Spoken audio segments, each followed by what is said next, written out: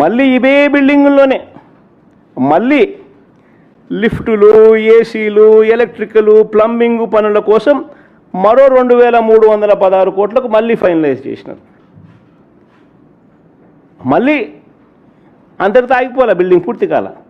మళ్ళీ అదే బిల్డింగ్కే, మళ్ళీ ఇదే బిల్డింగులకే అదనంగా ఈసారి గ్లాస్ ఫిట్టింగ్ అంట, అద్దాల కోసం ఏకంగా మరో 2540 కోట్లు. ఆ 5 బిల్డింగులకు అద్దాలు వేయడానికి 2540 కోట్లు మళ్ళా కట్టబెట్టారు.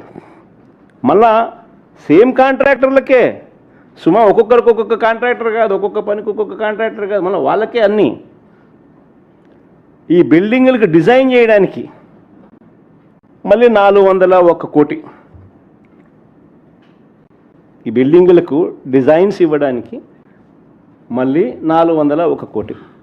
వెరసి ఈ 5 బిల్డింగులకు అయ్యే ఖర్చు ఏకంగా 10,665 కోట్లు. అంటే స్క్వేర్ ఫీట్కి ఈ 52,20,496 ఎస్ఎఫ్టీ ఏదైతే ఉందో, స్క్వేర్ ఫీట్కు వెరసి ఈ 10,665 కోట్లు, స్క్వేర్ ఫీట్కు వెరసి 20,427 రూపాయలు పర్ స్క్వేర్ ఫీటు.